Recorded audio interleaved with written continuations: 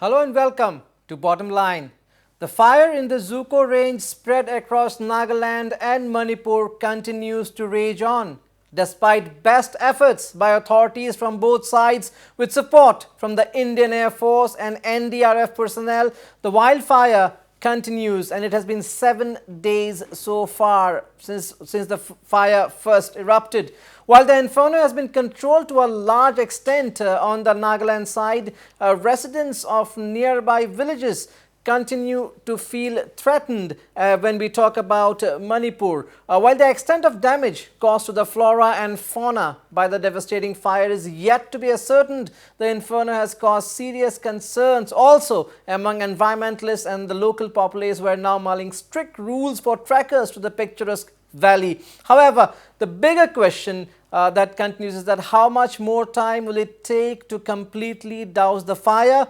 Is the existing resources, manpower, equipment enough to carry out the task, or there is a need to send in reinforcement? While the local communities are pitching in a big way in the firefighting exercise, does it continue to be a race against time as far as the operations are concerned? This is the big question that we are asking tonight. To discuss this and the way forward, we are being joined by Mr. Losii Dikho, PHED Minister, Manipur, who is joining us from Imphal.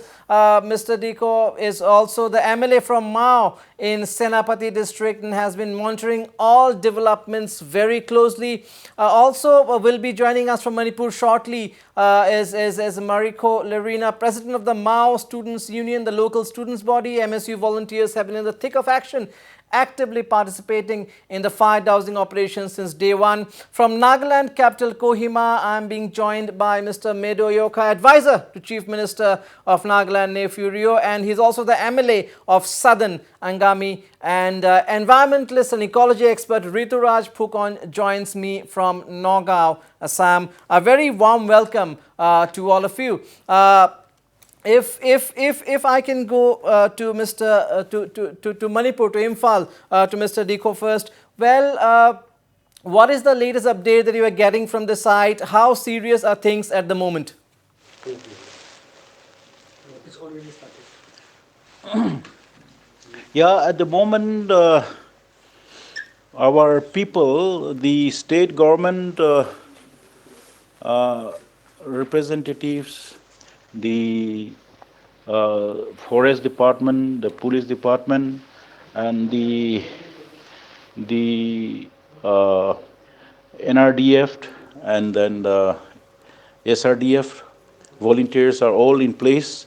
For the last 4-5 days, we have been actually working so hard and fighting for the wildfire that is going on, and then with the involvement of the local volunteers and local people, we are trying our best to actually dose the fire. And then to a great extent, it has been controlled. And then with the support of the Government of India, the Air Force choppers, trying the best to stop the burning. But till today, this evening, we could see that there is some much progress dosing the fire, but it is still not fully controlled. So we will see tomorrow what could be the progress, and then hopefully we expect that by tomorrow we'll see some better progress. So we are given our best effort with the government participation and participation of the local people. Yes, that's our position now. All right. Mr. Medo, Yokha, what is the situation like on the Nagaland side? What is the latest update, Mr. Medo, Yokha, that you are getting from ground zero where the fire has affected the valley, the Dzüko Valley on the Nagaland side? What is the latest update from there?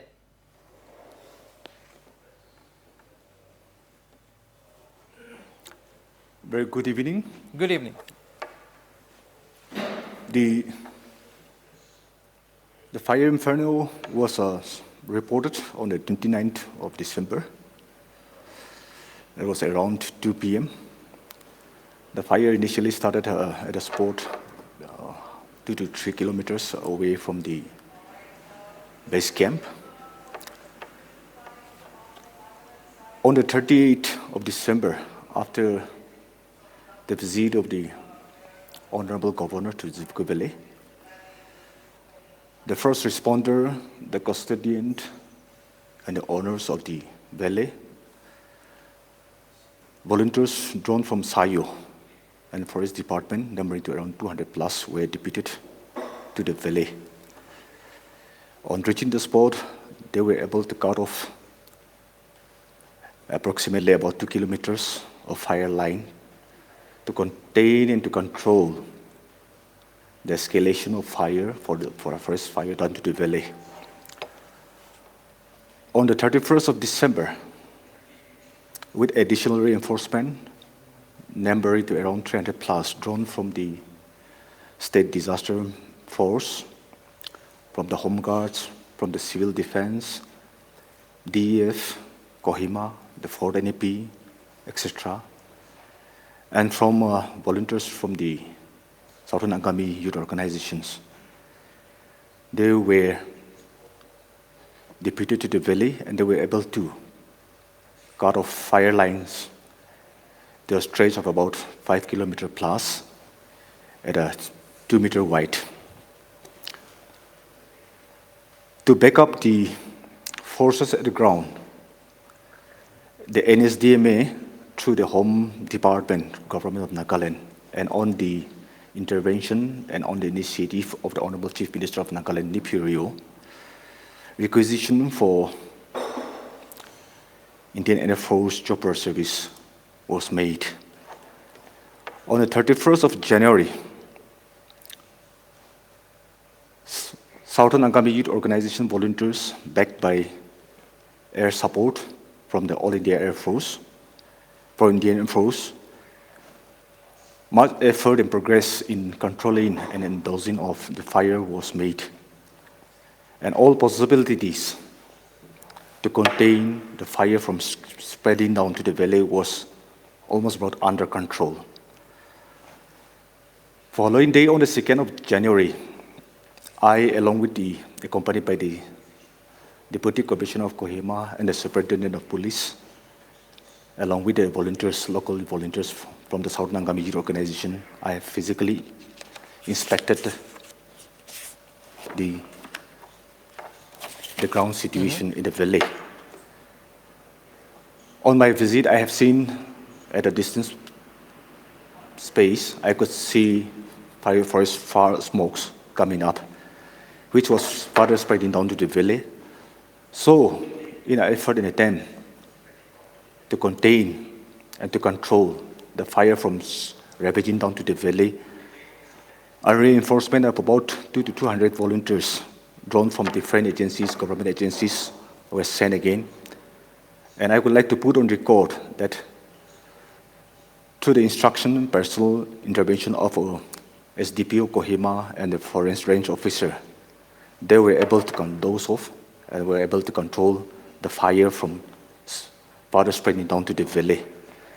As of now, the latest report that is coming in, well, I am assured that 80 to 90% of the fire spreading within the proper valley has been controlled. That's great news. That's great news, at least on the Nagaland side. 80 to 90% of the fire. Yeah. Carry on. Can I put on record? Yes. Hello? Yes. Carry on. Hello? Carry on. Go ahead. Hello? Yes, go ahead. Yes. Yeah. Understanding this, the importance and sensitivity of the situation, the Honorable Chief Minister, Sri Nipirio, will be making a personal visit to the valley tomorrow. He will be doing an aerial survey. After that, he will land in the valley and will take stock of the situation. So that is the effort the government of Nagaland is giving to control and to protect the valley from getting completely destroyed. Yes. All right. So that is the latest update All that right. I can give you as Yeah. well. So clearly, around 80 to 90% of the areas where the fire had affected is things are under control on the Nagaland side of the valley. I'll come to you, Rituraj Phukan, in a short while. But before that, Mr. Losii, Dikho, the fire, when it began to spread to the Manipur side in Senapati district, the Mao area, there was a fear. There was a fear that it is also advancing, inching closer to the nearby villages. So what is the situation right now? Are the nearby villages still threatened, or at least the firefighting operations in the last 48 hours has ensured that immediately there is no threat to the nearby human settlements?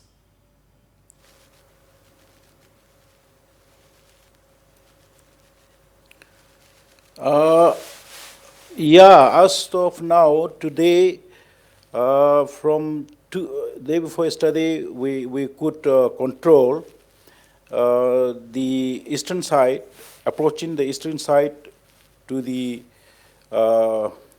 habitation area that has been controlled. And now the fire is going towards the southern part, that is the hilly terrain area. So that is the only concern area where the army choppers are dosing water, but it is not able to reach to the exact location because of the stiffness of the mountains. And we have an apprehension that once the water is, the fire is not controlled, once it catches the forest, the thick forest area, we are worried about that particular area because that area is not fully controlled. So once it catches flower in the fire in the forest area, that's our concern. So the other side, towards the eastern side, coming to the habitation area, I think that part is already controlled, and our people, our state volunteers, the state department's position in that side. So that is okay, that is controlled. But the other side, where human accessibility is not possible, that is our concern, that area is our concern.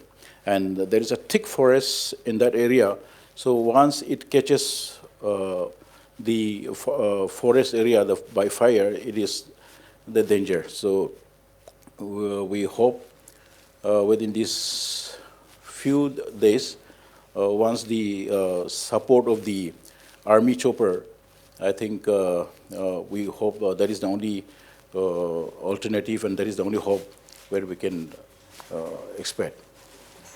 All right, I'm being joined over the phone right now by Marikhi Leriina, the president of Mao Students Union. Mr. Leriina was at the fire site today. And what is the latest update from ground zero, Mr. Leriina? You were in the fire site today. How is the progress of the operations? What is the latest update that you have? Hi. Good evening, Mr. Good evening. Goswami. Yeah, right now I'm just a few meters away from the ground zero. I'm just here at the edge of the cliff where I can get a proper network. So I'll just be briefly describing about the situation on ground zero. As of this moment, the government has been giving their best to tackle this wildfire, and also the central team, which is the National Disaster Response Force, has been deployed over here around 2 battalions, which is numbering around to 106 personnel. Now they've been working round the clock since early in the morning till late in the evening. Now, but the difficulty is, the wildfire has been spread a cluster of, fires here and there. So as of today, visually from our base camp where we have set up, we can visually see 5 places where, there's wildfire. Now, from the base camp to reach this ground zero to those of the fire, it is the steep mountain is really treacherous, so it is taking consuming a lot of time to tackle this, to combat this wildfire. However, the NDRS team and also with the support of the locals and also the state government. We've been pushing our best. As of today, we've been successful in dosing off a couple of fires in two locations. However, due to the high velocity of the wind as well as the ferocious wind, it has been massive dust to.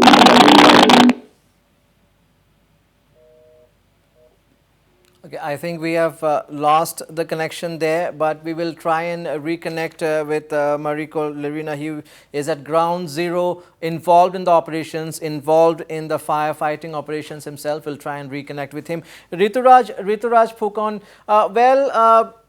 wildfires, forest fires, they are common across the globe. This is also not the first time that the Dzüko Valley has witnessed a wildfire. But do we have a proper strategy in place to tackle such a situation, or should this serve as a lesson to be better prepared and take more precautions in the times to come? Rituraj Phukan. Sorry, I think I missed the first part of the question. Yeah, I'll repeat. Wildfires are common in forests and valleys across the globe. In the region, however, we do have had cases. But do you think we should be better prepared and probably more precautions, more do's and don'ts required to ensure that there is minimal repeat of such instances? Yes, absolutely. First of all, you were spot on about how wildfires have increased globally as warmer and drier conditions have happened because of climate change. And we have, in the past couple of years, we have seen wildfires increase exponentially across the Amazon, in the Americas, in Australia, and more worryingly in the Arctic. And unfortunately, in the case of the Dzüko Valley, most of the fires seem to have been started by people, whether intentionally or unintentionally. And this is definitely not the first time. In fact, wildfires are listed as one of the biggest threat to the Dzüko Valley ecosystem. In 2006, of course, we had the worst, probably the worst till now, with 70 square kilometers of the Dzüko Valley and the nearby Jafu Hill ranges, which were destroyed in the fire. And then again in 2010, and all these three incidents, big fire incidents, happened in the month of January. So it has come to be expected. And then we also had fires in February and in March, and so definitely, because most of them are said to have been started by people, whether knowingly or unknowingly. So definitely there is a lot that can be done, whether it's terms of increasing awareness or more monitoring of because the fire hazard is always there. So there is a possibility of deploying a system where perhaps there could be a rapid flow of information to stop the spread of any fire which is a result of human intention or unintentionally somebody starts it. Yes, definitely. Okay, if I can go back to Losii, Dikho, do you think given the difficulty of the terrain, the problems in communication, more resources, probably more manpower is required to contain, to tackle the situation, or do you think this will, in any case, it's a time consuming process, and it has to be a relentless operations in any way? The state has already deployed close to 60 NDRF personnel there, besides the Manipur firefighters, and we have the SDRF also. Do you think more reinforcement is required, or with the help of local volunteers like the Mao Students Union, things are doable? Maybe in the next 2-3 days things will be under control.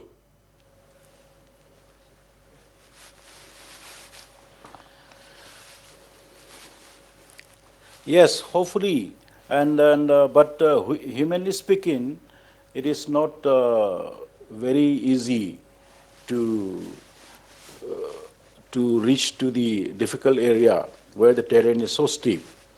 So we are in place very much with the manpower. But for the last few days, we could experience that it is really difficult for us to physically and to came and then come and control that area. And then what we have been experiencing is that unless we put more effort through the what do you call the army this thing chopper, it will be practically difficult for the manpower to reach to that terrain area. So we are also trying our best, I mean, to enhance our manpower also. Besides this thing, the students and then the volunteers, but the state force in different capacity, we have put enough manpower, but it is so difficult for the manpower to reach to that particular area, because it's towards the Dzükou area is somehow the landscape is quite accessible, but towards this the steep mountain area, that is the most difficult area. So unless we use the army choppers to those the fire from that area, I think it is going to take some more days to control that. So whatever we are trying from the even from the this in the thickest forest, we have deployed our people, our manpower to control from that side, approaching to that forest area. We are doing it, but as of now, we could not reach to that particular area, and because luckily in one way, the wind direction is coming from the south, so it is controlling the spread of fire towards the thickest forest. So as of now, the speed of the spreading of more fire to the thickest forest is a bit slow. So unless the divine intervention is not seen, I think it is going to take some time. That's well put. Mr. Medo Yokha, well, we have seen how local communities, how the local populace, the local volunteers have come forward to assist the firemen, to assist the firefighters. Do you think without community help, it would have been near impossible to tackle this kind of a situation? And that's why it is also very important. Of course, communities are very involved in states like Manipur, Nagaland, and across districts in the northeast. Communities are very much involved. The forest is their resource and it is very dear to them. And you would agree that the communities, the local population has played a big role in this time of crisis.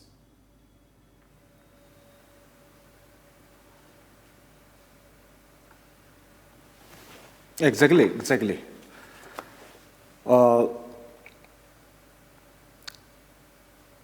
Hello? Yeah, carry on. Yes. See, the role and the response, the initiative of the local community, especially when it comes to such forest fires or infernos, as far as the issue in Dzükou area is concerned. No matter how much effort is being pumped into and being exercised from outside agencies, taking into consideration the topography, the terrain of the valley, without the local guidance, who are well versed with the terrain and topography, all the efforts are going to be in vain. So, when it comes to such kind of incidents, the initiative and the contribution of the local guides is imperative. Till date, the NDRF, the central team, the government agencies that have been coming to the valley to extend all possible help and support, it is always the local communities, the local youth volunteers who have been taking the prior call, guiding and leading the team. So the role of the local community is very important, imperative and important. Thank you. Absolutely. We'll have to go for a very short break here. We'll once again try and connect with Mr. Leriina. Gentlemen, please stay with us. A very short break.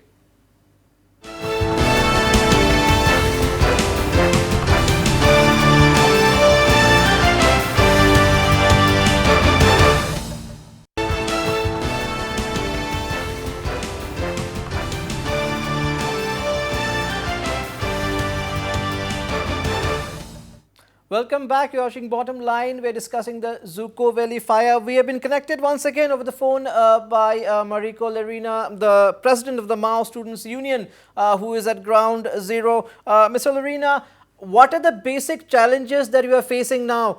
We will go to Mr. Losii Dikho in just a few seconds. But before that, Mr. Leriina, what are the basic challenges we are facing now? Do you think more manpower is required? And especially the terrain, the problem with communication due to the terrain, do you think that is the single most challenging factor right now? Yes, Mr. Goswami, I hope you can hear me now. Yes, yes. Okay, yes, as I was mentioning earlier, the problem is, yes, with the communication, and that has been posing a huge task for the manpower to coordinate regarding this.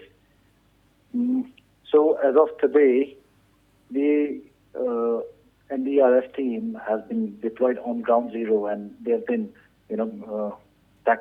combating this wildfire since early in the morning till late in the evening.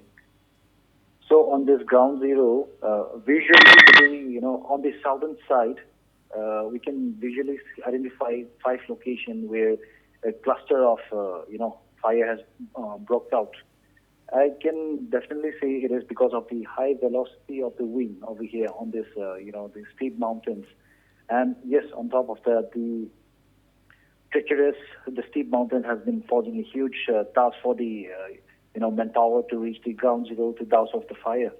And yes, I can vouch that the high winds has been posing a huge risk for the manpower as well.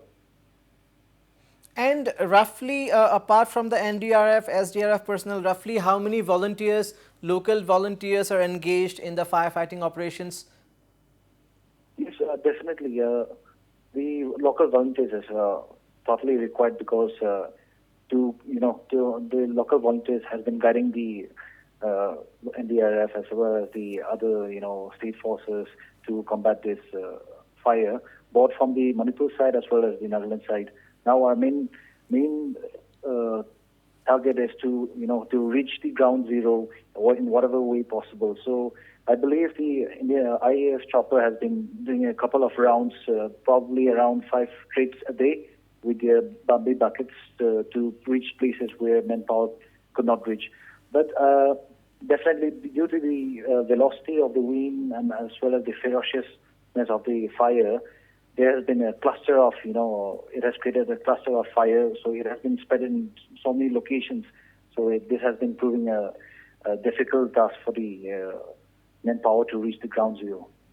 And my last question to you, you are on ground zero, taking part in the operations. Roughly, I know it's very difficult to predict, difficult to say given the way things are, but roughly, how many more days do you think before we can say finally the fire is under control?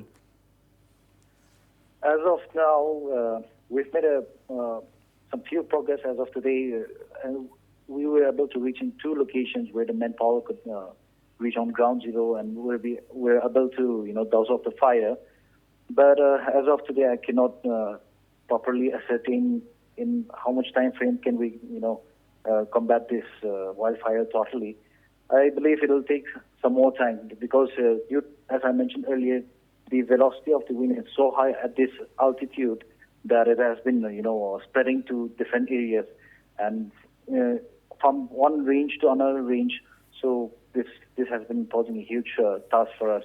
So as far as this is there, the local volunteers is always on the ground, providing essential guiding the manpower, the NDRF team to the ground zero.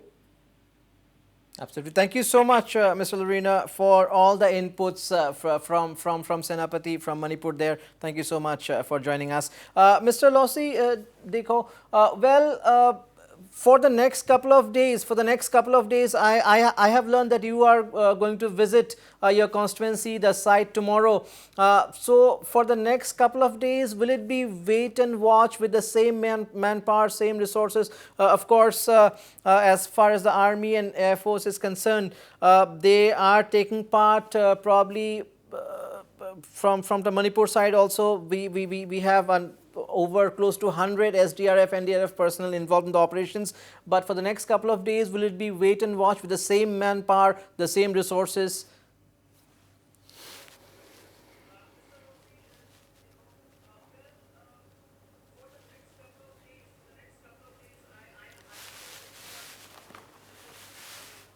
Hello? Yes, yes. I'm saying for the Hello? next couple of days, will it be will the operations continue with the same resources, same Yeah, manpower? can you Will hear it be me? a wait and watch?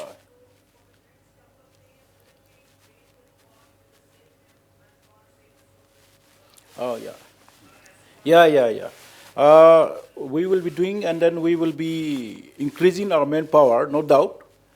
We have no issue, we have no problem with deploying the manpower in that area. Yeah. But as I said, the present burning area is the most difficult area. The most difficult area in the the Tarrant mountain.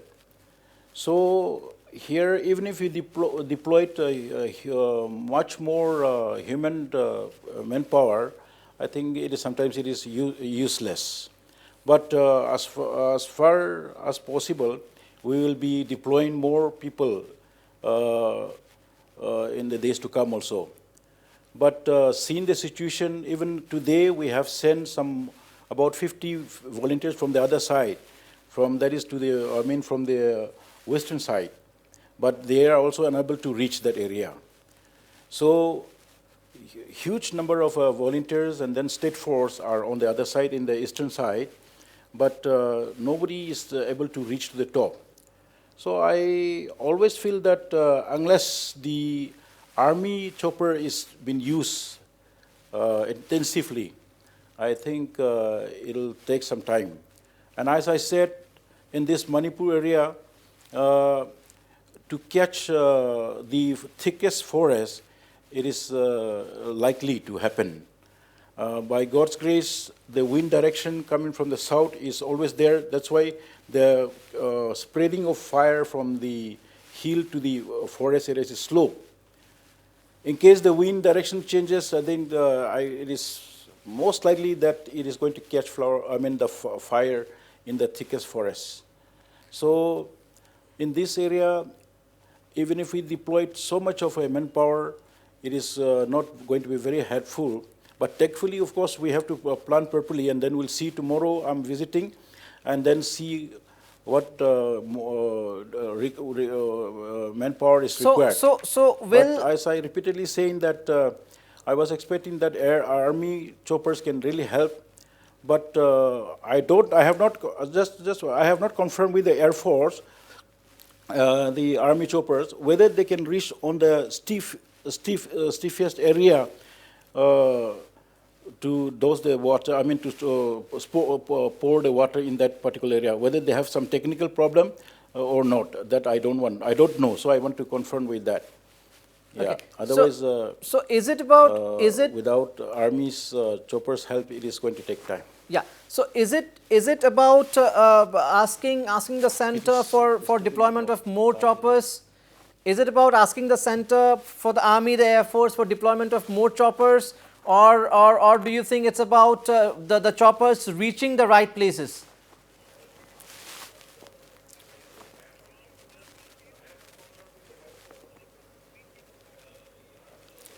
Yes, I don't know the technical problem of the Army choppers, because the pilots will know whether it is feasible for them to reach to the steepest area.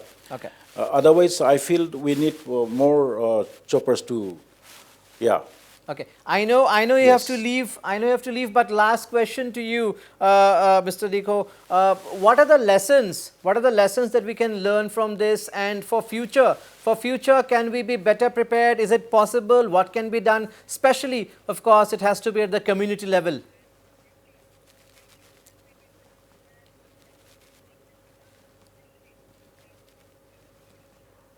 Yes, very much. We are so aware. This is not the first time.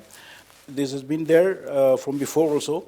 So our great concern is to give awareness to the public, the people, and then we have been doing this, and some precautionary measure we have to take this thing. Today, even today, our Honorable Chief Minister called an emergency meeting with all the stakeholders and then the top officials to take up this precautionary measure in the future also, because this is a very, very important area. So where our old, the concern have to be serious and then plan for the future, because, yeah. Absolutely, absolutely. Thank you so much, Mr. Dikho. Mr. Rituraj Phukan, I'll come to you in a minute. Medo Yokha, Mr. Medo Yokha, do you think after what has happened now, it is being said that the fire erupted after a few trackers were seen, and when they left, the fire erupted. These are just unconfirmed reports. We couldn't confirm these reports, but that is what is being said on the Nagaland side.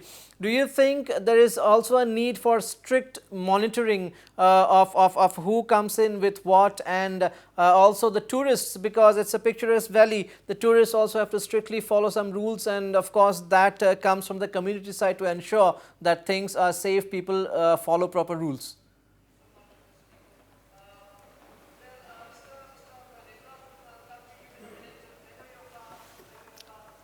A very good question. In fact, that is an area of concern that is doing the talk around the community.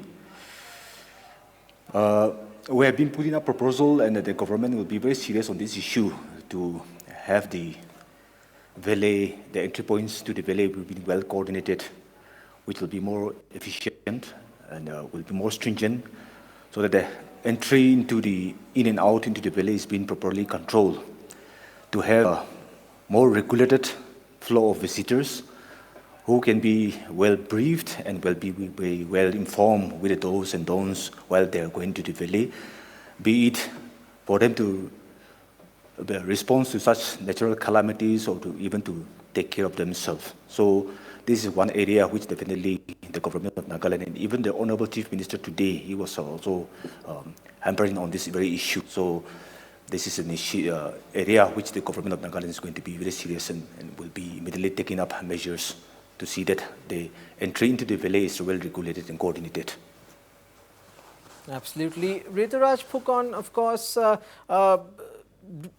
do you think there's a scope to be better prepared in future for any such eventuality? Do you think it is practically possible, or it has to be dealt with as and when it happens?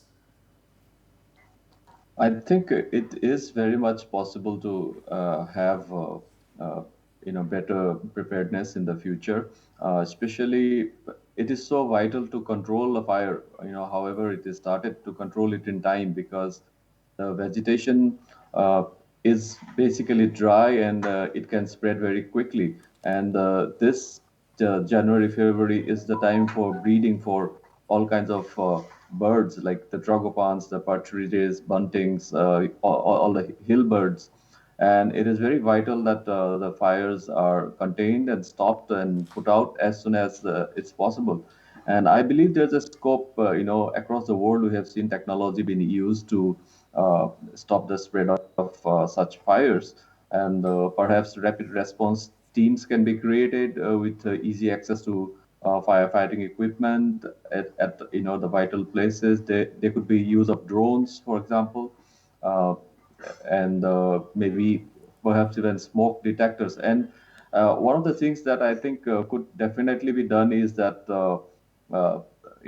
cigarette lighters and matchboxes. I think the people who go on these tracks and who stay at the camp there in the uh, you know on the main base camp and all that stuff, the guest house. I think use of cigarettes and all these lighters and matchbox could be regulated. I mean, if not banned totally. You Yeah, just mentioned therefore there is much to be done. You Yes. just mentioned the use of drones, of course, technology developing day by day. That can be a game changer, very crucial, and especially in tourist locations like the Dzükou, probably that can be explored. Probably it is time for tourism in Northeast also to go a bit high tech, and that can be used also in the national parks as well. Yes, exactly. And drones are, so much useful, not only just to see the direction of the fire, but also to predict where the fire could possibly spread. So, the rapid response teams could go and probably create a fire line to stop the spread.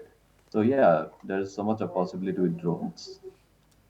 Absolutely. Mr. Yokha, tomorrow the Chief Minister nephew Rio will be conducting an aerial survey. What you said was that 80 to 90% of the area where the fire had spread, things are under control now. So more of a routine visit, but very important in this hour of crisis because it's been a big crisis. Crisis averted in a way, if we see, because things were brought under control. Nevertheless, are very crucial for the Chief Minister to conduct the survey, confidence building and also awareness building in a way.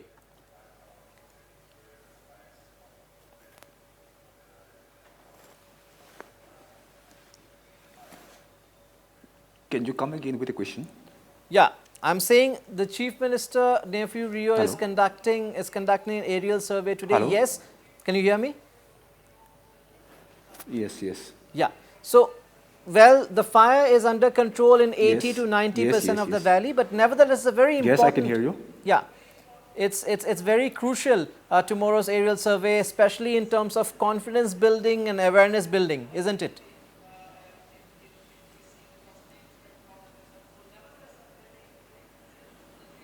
Exactly, exactly. See, if I'm not wrong, the Honorable Chief Minister, because of his attachment to the valley, because of his the rich biodiversity that he has already been there to the valley for a couple of times. And at the outbreak of this inferno, he has been monitoring the whole situation, the whole operation from his office. So when, as of now, as the situation is considered to be quite conducive for the Honorable Chief Minister, he will be undertaking an aerial survey tomorrow, and after that, he'll be landing in Dzüko Valley to take stock, the first stock of the situation. So it's a kind of going to be a good moral booster for the first responder who are down there in the ground. They're campaigning, fighting the fire, and as well as for the community, and it will be a good impetus for the government in taking initiative so that to prevent the reoccurrence of such incidents in the days and years ahead. Absolutely. Rituraj, Phukan, what nobody has till now spoken about is how much of damage may have taken place as far as the flora and fauna is concerned when we talk about this devastating fire. Roughly, what would be your assessment? What is at stake? What are the risks? Well, when you talk in terms of the ecological damage, there are different types of vegetation and different species which will be affected, differently. For example, the dwarf bamboo, because it regenerates so fast, it's likely to, increase its range in the aftermath of such fires.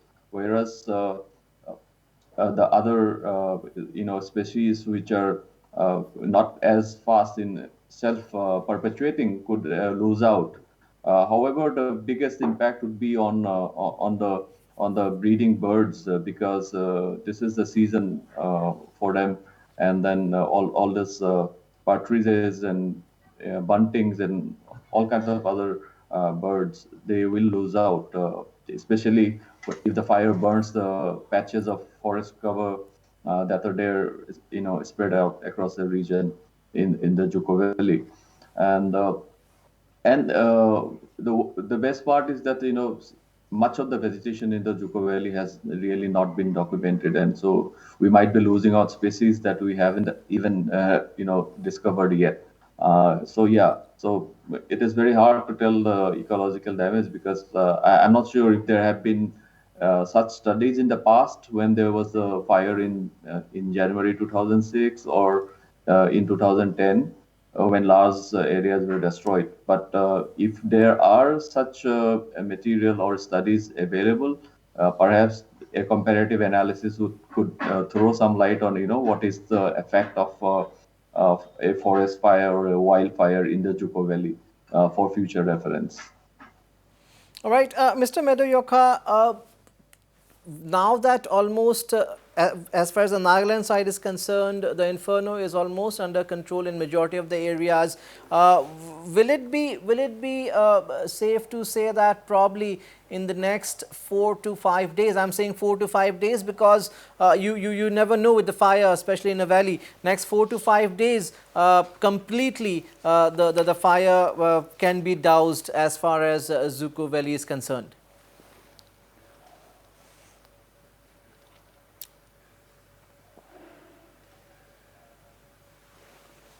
Yes, exactly. See, to understand the trend of the fire that is occurring in the valley, it's very difficult because of the terrain and the topography, and we never know when at what which speed the wind will be blowing. So, to make it sure that the fire is completely brought under control, it might take a couple of days because smokes that are coming up are mostly in the thick forest. We are expecting that they will die a natural death, but not to give things a chance, we are keeping our youth volunteers stationed in the valley 24/7, which have been backed by the different agencies from the government, the NDRF, the forest officials, the manpower. So hopefully that within a couple of days, everything will subside and everything will be controlled and contained. Absolutely. Rituraj, Phukan, again, as Northeast opens up to more and more tourists, people from outside, even within, even intra-state tourism, do you think again there's an increased need for more consciousness on protecting the environment, protecting the ecology? That has to start. There are virgin territories which will be explored in the days and months and years to come. I mean, that's a continuous process. Nothing wrong with that. But again, it is very important for especially the local communities. They are very much aware, but also be prepared to receive the footfall and also ensure that the ecology doesn't take a hit. Yes, it is very important, I guess, for responsible and sustainable tourism to be taken to the masses. The communities must be aware of what is beneficial to them in the long term and not just in the short term. And it is also very important for communities themselves to learn about the hazards to the natural heritage, including the threat of climate change, because I think the Eastern Himalayan region is one of the most early climate impacted regions of the entire world, and we will see a lot of precipitation changes. We'll see more dryness, and probably we might see more wildfires, not just in Nagaland or Assam, I mean, across the northeastern region. So I think preparedness for such eventualities should be part of the development of these communities in terms of promoting sustainable and tourism models. Yeah.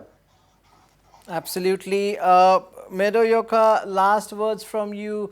What is the way forward as far as ensuring that there is as less repeat as possible of such instances? What could the way forward, and is there a way to be better prepared for such disasters in the future?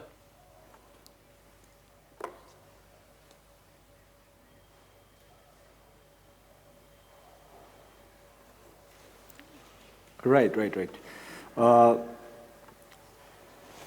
I think one of the key issue will be like conducting and organizing detailed awareness campaign for the local community, who, especially where the local youths can be given basic trainings on containing and controlling firefightings.